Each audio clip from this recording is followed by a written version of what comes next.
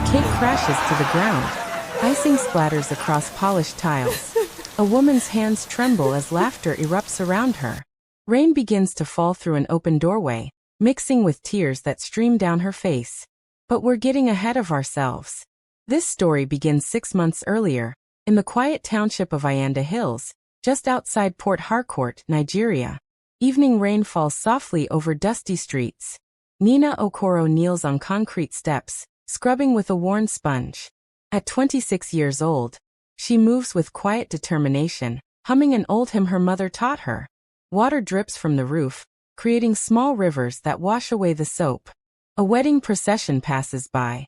Drums beat loudly. Women dance and ululate. The bride, radiant in white lace, laughs as her husband lifts her hand. Nnena pauses mid-scrub, watching with eyes that hold something between longing and pain. Some women love so deeply, they forget to love themselves.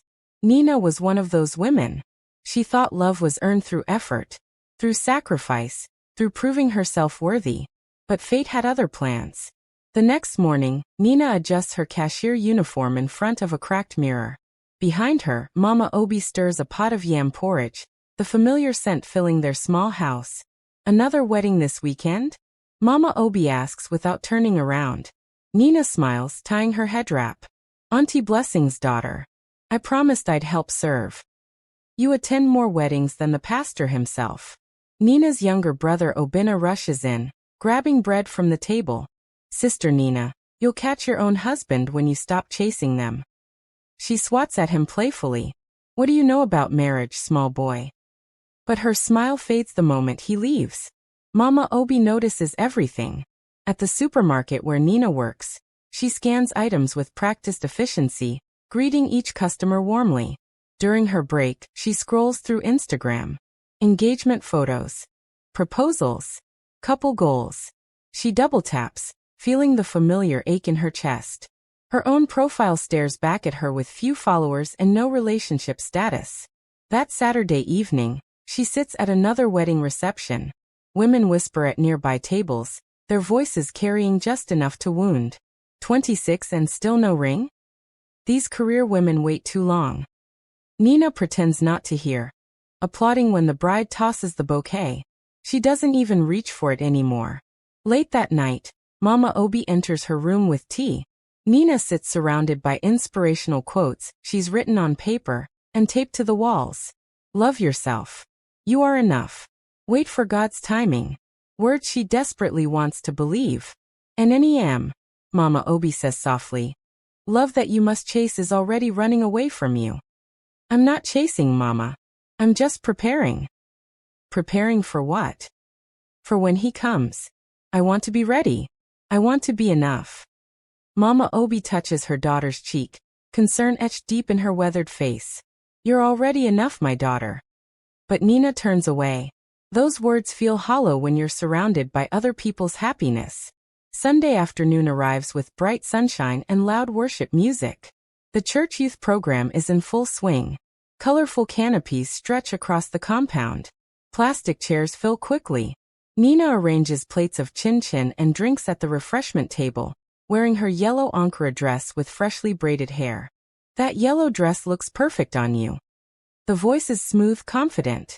Nnena turns to find a tall man standing there, smiling at her with practiced ease. Chike Maduka is 30 years old, wearing a crisp shirt that suggests success, and carrying himself with the kind of confidence that makes people look twice. Thank you. Nnena manages, suddenly shy. I'm Chike. I've seen you here before, always busy serving others. I like helping. He leans slightly closer, his voice dropping. A beautiful woman with a servant's heart. That's a rare combination. Heat rises in Nina's cheeks. Nobody has called her beautiful in months. Maybe longer. Can I get your number? I'd like to know you better.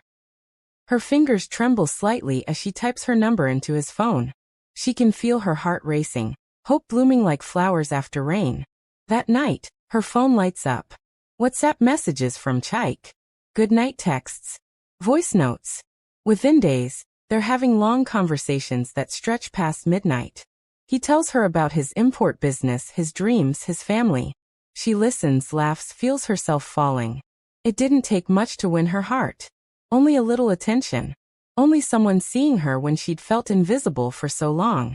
Nnena notices the change immediately. Sister, you're glowing. Did someone finally see you? Nnena blushes, unable to hide her smile. His name is Chaik. From the doorway, Mama Obi watches in silence, a cautious expression on her face that Nnena is too happy to notice. 6 weeks pass in a blur of messages and phone calls. Then Chaik invites her to meet his family in Nkiri village. Nnena spends her entire salary on gifts, fruits, biscuits, soft drinks, everything she can afford. She sits on the back of an Okada, clutching her bags, practicing what she'll say. This is my first time meeting his family, she tells the driver. I want them to like me. The driver chuckles. Just be yourself, madam. But Nnena checks her reflection in her phone screen anyway, reapplying lipstick with shaking hands. Chaik's family compound is modest but well-kept. Chickens peck in the yard. Madame Rose, his mother, sits on a wooden bench, fanning herself. Her daughters Ngozi and Ife flank her like sentries, all three wearing matching ankara with expressions that could freeze water. Nnena kneels respectfully, presenting her gifts. Good afternoon, ma. I brought these small things. Madame Rose accepts without warmth, inspecting each item as if searching for flaws. So you're the one keeping my son busy? He keeps himself busy, ma. We just talk. Ife examines Nnena from head to toe. You work at a supermarket? Yes. As a cashier. Ngozi leans toward her sister, whispering just loud enough to be heard. She looks too simple. Nina's smile strains at the edges. Chaik touches her shoulder reassuringly, but says nothing to defend her. The afternoon drags endlessly. Nnena helps wash dishes without being asked. She sweeps the compound. She laughs at jokes that aren't funny. She tries desperately to fit into a space that doesn't seem to have room for her. On the ride home, she texts Chaik. I hope your family liked me. His reply comes hours later. They'll warm up. Give them time. She stares at those words, a small knot forming in her stomach that she chooses to ignore. Weeks turn into months. Every weekend, Nnena makes the journey to Nkiri village. She cooks jollof rice in Madame Rose's kitchen, sweat dripping down her back. She washes Chaik's clothes by hand, hanging them carefully in the sun. She brings groceries, yams, rice, chicken. She pays for repairs around the house. She gives Madame Rose money for maintenance. Chaik lounges in the parlor, scrolling through his phone while Nnena scrubs pots in the kitchen. His sisters sit nearby, talking about their friends' weddings, their own relationship prospects, never quite including Nnena in the conversation even though she's standing right there. One Saturday evening, Nnena drags herself home exhausted. Mama Obi is waiting, arms folded. You went again. Mama, please. I'm tired. You're treating them like in-laws, but have they called you a wife? Nina's voice rises, defensive. These things take time. I need to show them I'm serious. That I can be part of the family. By washing their underwear? Mama, you don't understand. Love needs patience. Mama Obi's voice softens. Nnena, love also needs respect. Where is his patience? Where is his sacrifice? But Nnena turns away, blinking back tears she won't admit exist. Later, in her room, she counts her remaining savings. The notebook tells a painful story. Rent due. Obina's school fees. Her own needs neglected. And a long list of expenses for Chaik's family. Her phone buzzes. A message from Chaik. Can you bring rice next weekend? Mama is hosting some guests. Nnena types quickly. Of course. Anything you need. She deletes the words, is this too much? Before pressing send. Saturday morning arrives bright and hot. Nnena uses her last salary to buy a beautiful cake and drinks from the supermarket where she works. Her coworker watches with concern. Another gift for his family?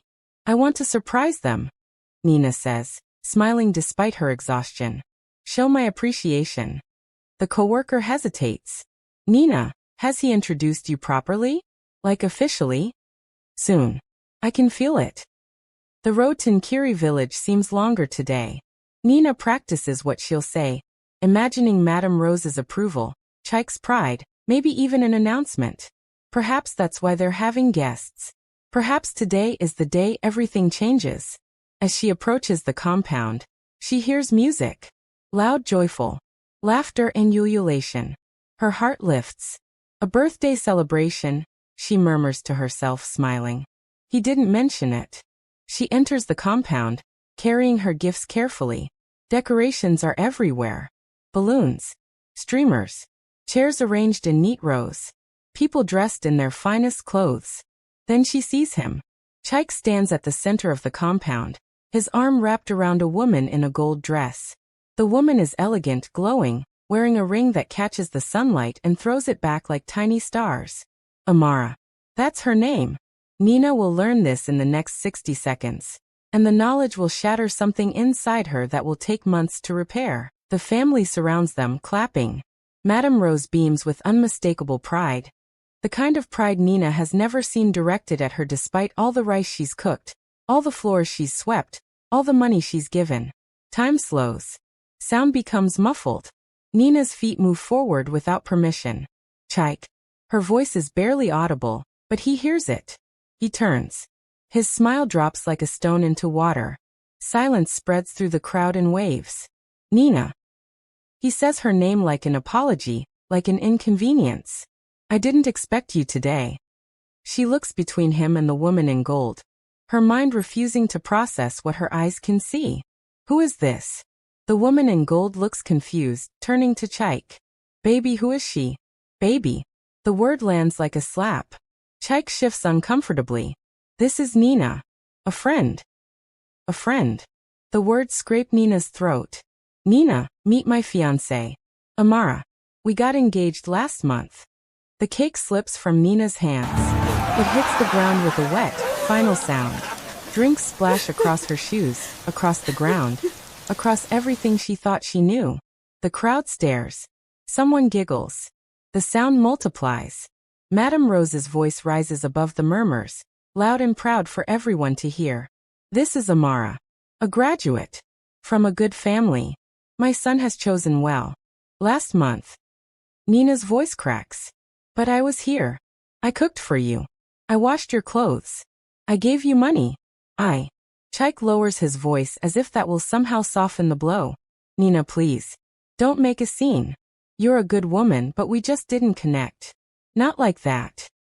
Ife whispers to Ngozi, not bothering to be discreet. She thought cleaning would make her family. Laughter ripples through the crowd like poison. Rain begins to fall, light at first, then heavy, as if the sky itself is weeping.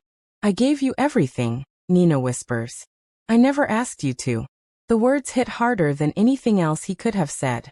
Because they're true. He never asked. She just gave and gave and gave. Thinking love was something you earned through labor, through sacrifice, through making yourself smaller and smaller until you could fit into spaces that were never meant for you. She runs. Rain soaks through her clothes instantly, mixing with tears that fall so fast she can barely breathe. Behind her, the celebration continues. The music rises. The laughter echoes. Life moves on without her, just as it always has. Nina's room becomes her prison. She draws the curtains, blocking out sunlight and the world beyond. Days blur together in darkness. She calls in sick to work. She doesn't answer Mama Obi's knocks. She lies in bed staring at the ceiling, replaying every moment, every choice, every sign she ignored. Her phone buzzes constantly. Friends asking what happened. She deletes Instagram, Facebook, her WhatsApp status. She makes herself disappear, wishing she could vanish completely. Mama Obi finally enters with food, setting it down gently. Nnena, you must eat.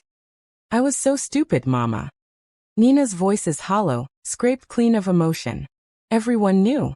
The whole village was laughing at me. Mama Obi sits beside her, taking her hand. You weren't stupid. You loved honestly. That's courage, not foolishness. I cleaned their house, Mama. I washed his underwear. And he was planning a wedding with someone else the entire time. Sobs shake her body, the kind that come from deep inside, from places that have been holding pain for too long. Mama Obi holds her daughter, rocking gently, letting her cry. Sometimes God breaks your heart to save your soul. Mama Obi whispers. That man didn't deserve your loyalty. None of them did. Outside their small house, women gossip at the market. Their voices carry on the wind. You heard about Nnena? The one who was cleaning her boyfriend's family's house. Chai. And he married someone else? The shame of it. That's what happens when you're too desperate. Nnena overhears this when Mama Obi sends her to buy bread 1 week later. She returns home humiliated, vowing never to leave her room again. But pain has a way of transforming. Sometimes you have to break completely before you can rebuild yourself into something stronger. 3 weeks after the worst day of her life, Mama Obi forces Nnena outside. Enough. Walk with me to the market. Reluctantly, Nnena follows, wearing a simple wrapper and headscarf, avoiding eye contact with everyone they pass. At the market square, a signboard catches her attention. Cleaner wanted. Office complex. Good pay. Apply within. Nnena stares at it. Then she laughs, a bitter sound that surprises her mother. What's funny? Mama Obi asks. I've been cleaning for love all my life. Nina's voice is sharp with irony. Maybe this time I'll clean for money. The next day, she interviews at Greenfield Office Complex. The manager, Mr. Okon, reviews her application with skepticism. No formal experience. I've been cleaning houses for years, sir. I know how to make spaces shine. He studies her face, seeing something there that makes him nod. You seem determined. Can you start Monday? Nnena straightens her shoulders. Yes, sir. She cleans offices with the same meticulous care she once gave to Chaik's family home. But this time, people notice for the right reasons. This time, she's paid. This time, her work is valued. Who cleaned my office? A female manager asks Mr. Okon. It's never looked this good. The new girl. Nnena. I want her assigned to my floor permanently. One evening, a female entrepreneur named Mrs. Adiz stays late working. She watches Nnena clean with careful attention, noting how she doesn't just wipe surfaces but transforms spaces. You have a gift, Mrs. Adiz says. Nnena turns surprised. Ma, the way you work. It's not just cleaning. You care. You transform spaces. Have you ever thought about starting your own cleaning service? Nnena laughs sadly.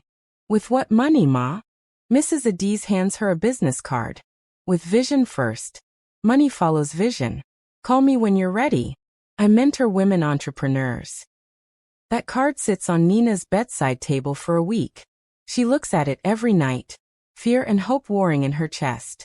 Finally, she makes the call. For months later, Nnena stands outside a small office space she's rented. The paint is faded, but the windows gleam. A hand-painted sign reads, Bright Hands Cleaning Services. Professional. Reliable. Excellent. Mama Obi and Obinna stand beside her, pride radiating from their faces. Sister, you did it, Obinna says, grinning. I used all my savings, Nnena admits, nervous energy making her hands shake. If this fails. It won't fail, Mama Obi interrupts firmly. You've been training for this your whole life. At first, mockery comes swiftly. At the market, women whisper loud enough for her to hear. Isn't that the girl who washed a man's house for free? Now she wants people to pay her for cleaning. But Nnena keeps working. She prints flyers. She knocks on doors.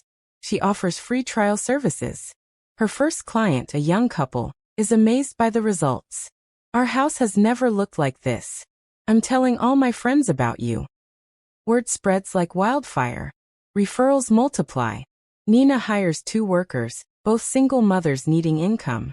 Madam Nnena, thank you for this opportunity, one of them says. We lift each other, Nnena replies, smiling. That's how we rise.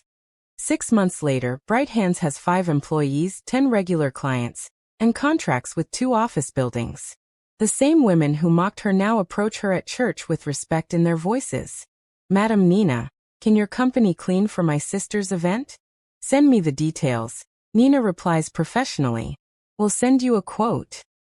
Mama Obi watches her daughter organize schedules, answer business calls, lead her team with confidence and grace. This is who you were meant to be, she thinks, tears of pride blurring her vision. 1 year after the worst day of her life, Nnena arrives at a corporate office for a new cleaning contract. She wears her branded Bright Hands uniform, carrying supplies with professional efficiency. As she enters the reception area, a voice stops her. Nnena? She turns slowly. Chaik stands there, older, tired, wearing a rumpled shirt. His confidence has crumbled into something that looks like defeat. Chaik. Her voice is calm, neutral. He steps closer, uncertainty in every movement. I didn't expect to see you here. You look different. I'm working. This is my company. His eyes widen with genuine surprise. Your company? I heard you were doing well. I wanted to reach out but what? He sighs heavily, shoulders sagging. Amara left me 6 months after the wedding. Said I wasn't ambitious enough. My business failed. I'm working here now. Junior accountant. Silence hangs between them, heavy with everything unsaid. You were the real one, Nnena. His voice cracks with emotion. I was a fool. Can we start again? I see you differently now. Nnena studies him, this man who once held her dreams in careless hands. She feels nothing. Not anger. Not satisfaction. Just calm. No, chique. Why not? I know I hurt you but because I'm done proving my worth. Her voice is gentle but firm. To you. To your family. To anyone. I'm not asking you to prove anything. I see your value now. Nnena picks up her cleaning supplies, preparing to leave. But I had value then too. You just couldn't see it.